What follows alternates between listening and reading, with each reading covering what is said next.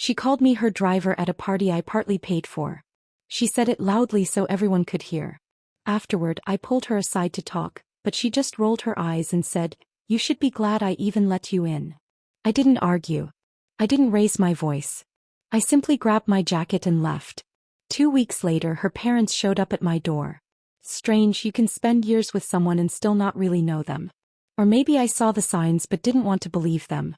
Either way, what happened last month changed everything. Here's how it went. I'm a 32-year-old guy and I'd been dating Susan, who's 29, for about 2 years. We met through friends at a bar trivia night. She was beautiful, confident, and had this way of getting everyone's attention. I fell for her quickly. Susan works in IT at a tech company downtown.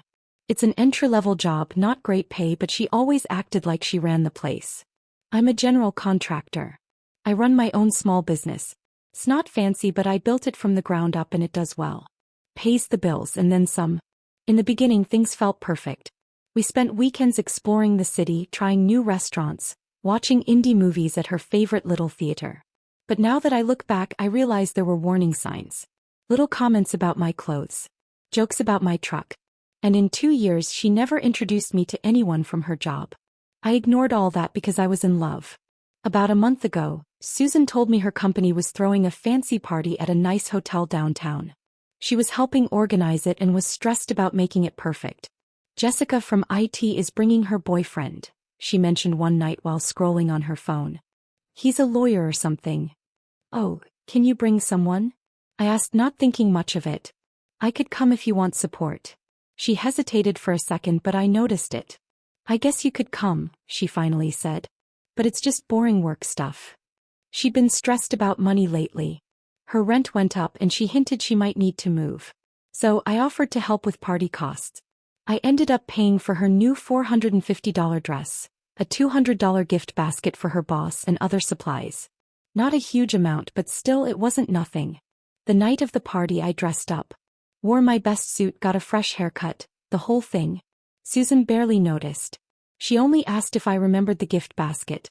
When we got to the hotel, I could feel her getting tense. As we walked toward the ballroom, she started walking ahead of me, putting distance between us. "Maybe you should wait in the bar," she suddenly suggested. "I need to check on a few things first." "I'll just come with you," I said. "Maybe I can help." She looked annoyed but didn't argue. The ballroom looked amazing. Fancy lights, open bar, snacks being passed around. Susan saw some coworkers and walked over. I followed. "Susan, everything looks great," a woman in a black dress said. "Who's this?" There was a short, awkward pause. I reached out to shake her hand, but Susan cut me off. "This is Alex, my driver for the night." Her words just hung in the air. The woman looked confused, glancing at my suit, clearly not believing I was a driver. "Your driver?" she asked, raising an eyebrow. "Yeah," Susan laughed awkwardly. "He was nice enough to drop me off, but now he's heading out." She looked at me. "Right, Alex?" Felt like a punch in the stomach. 2 years together and I was just her driver? I gently pulled her aside. "What was that about?" I asked calmly. She rolled her eyes, looking around to make sure no one was watching. "These are important people," she whispered. "My job depends on this. You should probably wait in the car or something." "I helped pay for this party," I reminded her. "I bought your dress." She looked me dead in the eye with pure contempt, and that's when she said it. "You should be grateful I even let you in." In that moment, everything made sense. All those little comments, the way she acted, they weren't random. This was who she really was. I didn't argue. I didn't yell. I just nodded, said, "You're right," and walked away. I got my jacket from the coat check and drove home quietly. When I got home, my phone was full of missed calls and texts from Susan. "Where are you? Are you seriously leaving me stranded? Stop being dramatic. You're embarrassing me." I didn't reply. I just turned off my phone and opened a beer. For the first time in a long while, I felt calm. Like I had finally woken up from a bad dream. The next morning, Susan showed up at my door.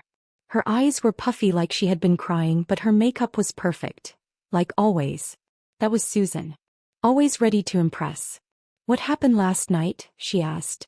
"You just left me there. I had to get an Uber home." I leaned against the doorframe. I didn't invite her in. "You called me your driver," I said. "It was just a joke." You're so sensitive. Those people are important for my job. I didn't want them to think I was dating, a contractor. I finished her sentence for her. She looked a little guilty. That's not what I meant. It's just work politics. Complicated. Then came the tears. She was good at crying when she wanted to. She told me she was sorry. That she was stressed about impressing her boss. That she would make it up to me. She even suggested a weekend trip, just the two of us. I love you, she said, touching my face. You know that, right? Last night was a mistake. I was being dumb.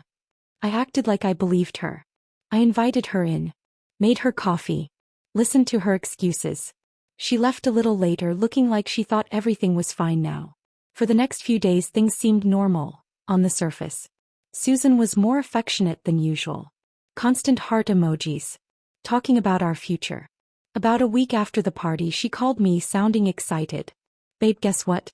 My birthday's coming up in a couple of weeks. I want to host a dinner for some work friends at that new fancy place, Antelli's. That sounds nice, I replied calmly. Yeah, but I'm short on money this month because of the party and everything. You want me to help pay for it? I asked, though I already knew the answer. Would you? That would mean so much. Just my work friends, it's a good chance to network.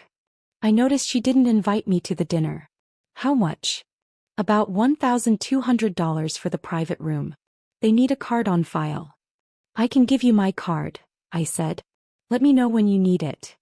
You're the best, she squealed. I'll come by tomorrow to get it. The next day she came over. I handed her my credit card. She took the credit card from me with a smile, not even noticing that it wasn't my usual card. So what time should I be there? I asked casually. Her smile faded a little. Oh, it's just work people. Boring work talk. You wouldn't enjoy it. Got it, I said with a small nod. Thanks for understanding, she added, giving me a quick kiss before leaving. You're the best.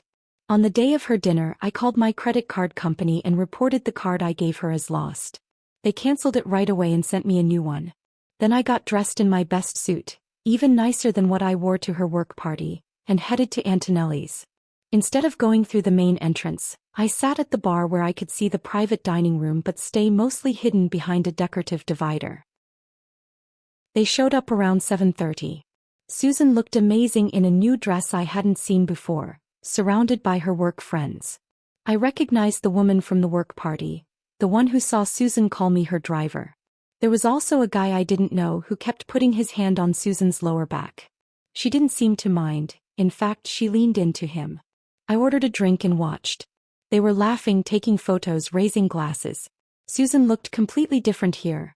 Confident, full of energy, not like the complaining girlfriend who worked in IT support. At 9:45, right on time, the server brought the check to their table. I watched as Susan handed over my card with a proud smile, waving off her co-workers' offers to help pay. It's my birthday, my treat, I imagined her saying. The server walked away with the card. A few minutes passed. Then I saw the server return, bending down to talk to Susan quietly. Her face changed, confused then panicked. She grabbed her phone, probably checking her bank app, and started typing quickly, no doubt texting me. My phone buzzed in my pocket. Alex, something's wrong with your card. It's declining. Call me now. I didn't reply. Another text followed. This is serious. I look stupid in front of everyone. The bill's over $1,200. So I said nothing. I just sipped my drink and watched. Susan looked more and more stressed. Her face was red as she made excuses to her coworkers. I saw her try other cards, but I already knew they were maxed out. She had complained about her credit card debt just last week. After 5 desperate texts I finally replied. Look behind you. I watched her read the message. Her head shot up, eyes scanning the room until she spotted me at the bar. The color drained from her face. I stood up, paid for my drink, and calmly walked toward their table, pulling an envelope from my jacket pocket as I approached. The room went quiet as I entered. Susan's eyes went wide with panic. Some of her coworkers recognized me, including the woman from the party. Isn't that your driver? Someone asked. I smiled at the table. Actually I was, her boyfriend for 2 years. I took out the photos, pictures of us at events, holidays, vacations, and laid them on the table.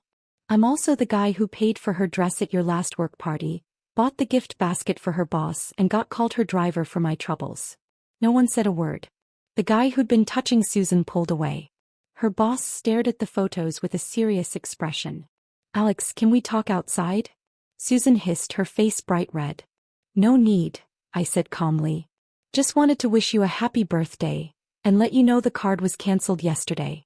Reported lost. You did what? She shouted, forgetting to act polite. I adjusted my suit jacket and stood tall. Oh, and about what you said 2 weeks ago. No, I'm not grateful you let me in.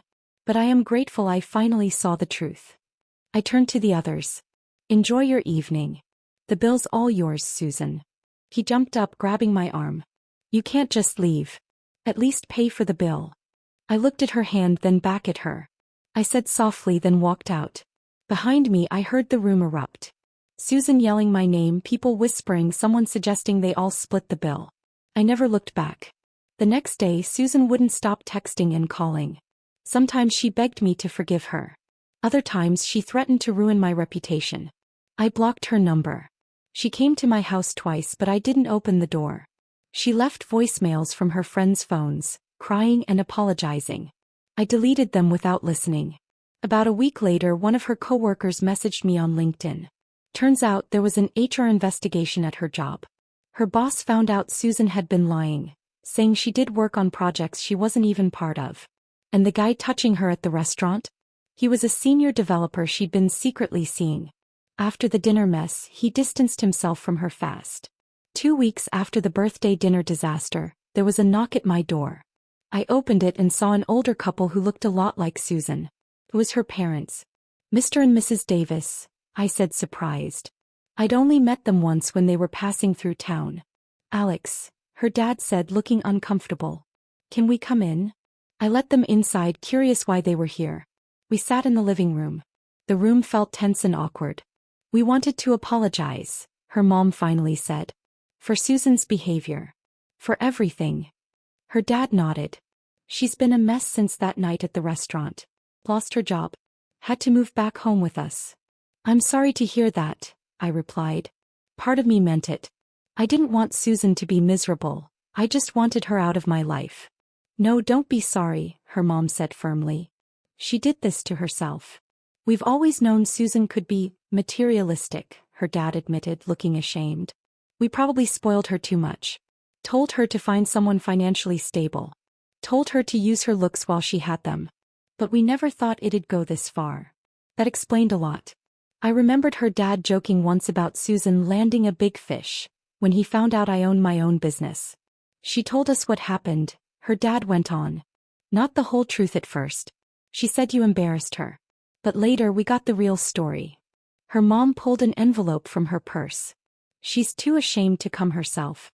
But we wanted you to have this. Inside was a check for $925 and a handwritten note. For the dress, the gift basket, and everything else. I'm sorry. I looked at the check. It was never really about the money. We made her take responsibility, her dad explained. She sold some of her designer stuff to pay you back. It's a small step, but it's a start. Thank you, I said, putting the check back in the envelope. I appreciate you coming. She deleted all her social media, her mom added. Says she's focusing on herself now, personal growth or whatever. As for me, life's good. Business is doing well.